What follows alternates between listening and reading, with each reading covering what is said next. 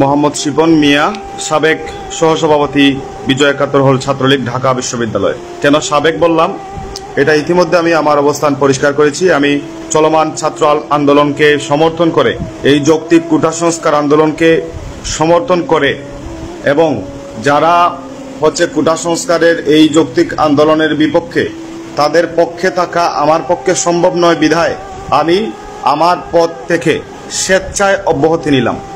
আমি জানি 50 লক্ষ নেতাকর্মীর বাংলাদেশ ছাত্রলীগ আমার মতো একটা ক্ষুদ্র পিপিলিকাকে হারিয়ে কোনো সমস্যায় তারা পড়বে না, কিন্তু আমি আমার জায়গা থেকে এর চেয়ে বেশি কিছু করার সামর্থ্য আমার নেই। আমি জীবনে আমার দলের সাথে আমি বেইমানি করি নাই, আমি ছাত্রলীগের সাথে জীবনে বেইমানি করি না। অনেকে মনে করতে পারে যে আমি মনে হয় সুযোগের সন্ধানে এখন চেঞ্জ করতেছি, না। আমি আমার দলকে প্রচন্ড ভালোবাসতাম। আমি আপনাদেরকে একটা তথ্য দিয়ে রাখি। আপনারা ছাত্রলীগের শিপন, মানে ছাত্রলীগের শিপনকে আমি ফটোশুটে বিশ্বাস করি না, আমি মন থেকে ভালোবাসতাম, ত্যাগ স্বীকার করেছি ছাত্রলীগের জন্য। কিন্তু আজকে আক্ষেপ করে বলতে হয়, আমি প্রধানমন্ত্রীকে যথেষ্ট শ্রদ্ধা করি এবং এখন পর্যন্ত শ্রদ্ধা করি, কিন্তু তিনি যে কথাটা বলেছেন সেটা কোনোভাবেই কাম্য নয়। আমি জাতির শ্রেষ্ঠ সন্তান হিসেবে, ঢাকা বিশ্ববিদ্যালয়ের শিক্ষার্থী হিসেবে অন্ততপক্ষে আমার এই বিষয়টাতে সায় দেওয়া উচিত নয় মনে করেছি। আমি মনে করেছি পিএম যে বলেছেন তার পিয়নের 400 কোটি টাকার মতো আছে। হুয়েভার, পৃথিবীর এমন কোন পিএম দেখাতে পারবেন যার পিয়নের 400 কোটি 500 কোটি টাকা থাকে? ইম্পসিবল ভাই। অনেকে হয়তো চাকরির প্রিলিতে ঠিকছেন, অনেকে রিটেনে ঠিকছেন, অনেকে ভাইবা দিবেন, যার কারণ ন্যায় কথাটা মুখে আসছে, বুকে আসছে, কিন্তু মুখে আসছে না। মুখে এসে গেলেও আপনারা হয়তো প্রকাশ করতে পারছেন না, কিন্তু আমার এই ধরনের কোনো টেনশন নাই। আমি ওই সময় কথা বলেছি, এই সময় বলেছি। জানেন আমার অনার্সের রেজাল্ট 3.57। আমি টপারদের মধ্যে ছিলাম, 4-5 জনের মধ্যে একজন ছিলাম। কিন্তু মাস্টার্সে আমি শিক্ষকের শকত খাইছি, হুদাই শকত খাইছি শিক্ষকের, কারণ শিক্ষকের চুদুরবুদুর আমি জানতাম। আমি শকত খাইছি, খাই আমার 3.29। কত নামায় দিছে আমারে, কি হয়েছে? আমি তো মরে যাই নাই। অন্যায়ের বিরুদ্ধে প্রতিবাদ করে শেখ মুজিবুর রহমান জীবনের 14 বছরের বেশি সময় তিনি জেলখানার অন্ধকার প্রকোষ্ঠে কাটিয়েছিলেন। ক্ষুদিরাম জীবন দিলেন, নেতাজি জীবন দিলেন, সূর্য সেন, প্রীতিলতা তিতুমির, যার কথাই বলেন সবাই জীবন দিলেন। আর আমি আলাদা তুচ্ছ একটা রাজনৈতিক দলের, ছাত্র দলের, একটা ছাত্র সংগঠনের একটা পোস্ট আমি ছাড়তে পারবো না। মানে আমি তো এতটাও নির্বুধ নই ভাই, আমি তো এতটা নির্বুধ নই। আমার উজ্জ্বল ভবিষ্যৎ হয়তো আপনারা বলবেন যে এটা কি আবেগে করে ফেললো। না, আবেগ না, এটা দীর্ঘদিনের ক্ষোভের বহিঃপ্রকাশ।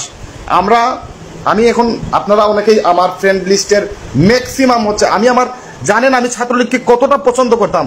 আমার এলাকার একটা অন্তরঙ্গ বন্ধু, বাল্যকালের বন্ধু, যার সাথে আমি একসাথে ন্যাংটা হয়ে পুকুরে গোসল করতাম, এরকম বন্ধুকে ও ডিফারেন্ট আইডিওলজির, রাজনৈতিক আইডিওলজিতে বিলং করে।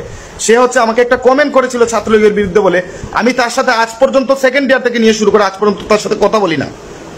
আমি তাকে ফেসবুকে যে ব্লক করে দিয়েছিলাম, তার সাথে আমার সরাসরি দেখা হলে কথা হয় না।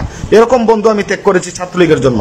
আমি ছাত্রলীগকে এতটা পছন্দ করতাম, কিন্তু এখন এসে যখন দেখি যে এত বড় যৌক্তিক আন্দোলন, পুরো বাংলাদেশের মানুষ সবকিছু একদম, স্টুডেন্টরা সবকিছু একদম পড়ালেখা ছেড়ে, নাওয়া খাওয়া ছেড়ে তারা রাস্তাঘাটে আছে, কি বললেন ওইটা থাকবে? আপনার উত্তরটা এইভাবে না হয়ে আরো ভালোভাবে হওয়া উচিত ছিল। শিক্ষকরা আন্দোলন করতেছে, শিক্ষকদের আন্দোলনে আপনি কি বললেন?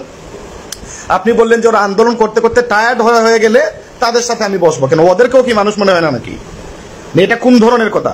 বঙ্গবন্ধু শেখ মুজিবুর রহমান বলেছিলেন, মানুষের যখন পতন আসে তখন তারা পদে পদে ভুল করতে থাকে। অনেকে হয়তো আমাকে দেখে হাসবে এখন, হায় রে ছেলেটা কি বিপদে পড়লো রে, আবেগে রে। হওয়াতে পারে বিপদে, বড় জোর মেরে ফালাইয়া দিবেন, তাই তো? বড় জোর মাইরা পিস পিস করে ফালাইয়া দিবেন, তাই তো? এর চেয়ে তো বেশি কিছু করা যাবে না। দাফন পর্যন্ত করতে পারবেন না আপনারা। ওইটা আমার ফ্যামিলি মানুষ এনে আমার খুঁজে বের করে করবে, সমস্যা নাই। আপনারা মনে করতে পারেন যে আমি হয়তো হল থেকে সবকিছু নিয়ে গেছি, আর হলে হয়তো যাবো না, যার কারণে এত বড় বড় কথা বলছি। নো, আমি দেখেছি অনেক মানুষ বিদেশ যাওয়ার পরে এটা নিয়ে কথা বলে। আমি দেশে থাকতে, এখন আমি দেশে আছি, দেশে থাকতেই কথা বললাম। বড় যে আমাকে ধরে কাইটা ফালাইয়া দিবেন ভাই, এর চেয়ে বেশি কিছু করার সুযোগ নেই। অনেক ছেলে আছে, প্রত্যেকটা হলে 3000, 4000, 5000 করে যদি স্টুডেন্ট থাকে, তাহলে 150-200 পোলাপাঞ্চারা সবাই ন্যায়ের পক্ষে আছে। আপনারা যারা 150-200, আপনাদেরও বিবেক আছে, বিবেক নাই যে তা বলছি না, বিবেক আছে, কিন্তু আপনার কথা বলবেন না কেন? কথা বলবেন না কারণ আপনারা একটা প্রিলিতে পাস করছেন, একটু তোষামদি না করলে চাকরিটা হবে না। রিটেনে কেউ পাস করছেন, হবে না।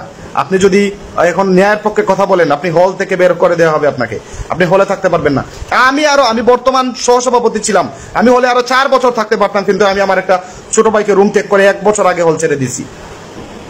আপনারা 50 লাখের নেতাকর্মীর সংগঠনে অনেক বড়, কিন্তু পুরা বাংলাদেশে যে ছাত্র সমাজ জাগছে তারা 2-3 কোটির কম হবে না। এই যে আপনারা 50 লাখে পুরো সিস্টেমটাকে চেঞ্জ করে দিলেন, এটা হবে না।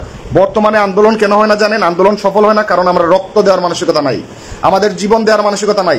ক্ষুদিরামের আন্দোলন সফল হয়, তিতুমিরের সফল হয়, বঙ্গবন্ধু সফল হয় কেন? তারা মরার জন্য প্রস্তুত ছিল। বুলেটের সামনে বুক পেতে দেওয়ার মানসিকতা যাদের নাই, তাদের আন্দোলন করার কোনো যৌক্তিকতা নাই, আন্দোলন সফল হবে না। এজন্য মুখের মধ্যে চুইংগাম চিবাতে চিবাতে নেতারা বলবে যে ওরা টায়ার্ড হয়ে গেলে আমরা ওদের সাথে বসবো। মানে আন্দোলন করতে করতে টায়ার্ড হয়ে যাক। আগে অনশন করলে ডাবের পানি খাইয়ে অনশন ভাঙা হতো, আর এখন অনশন করলে বাল দিয়েও গুনে না।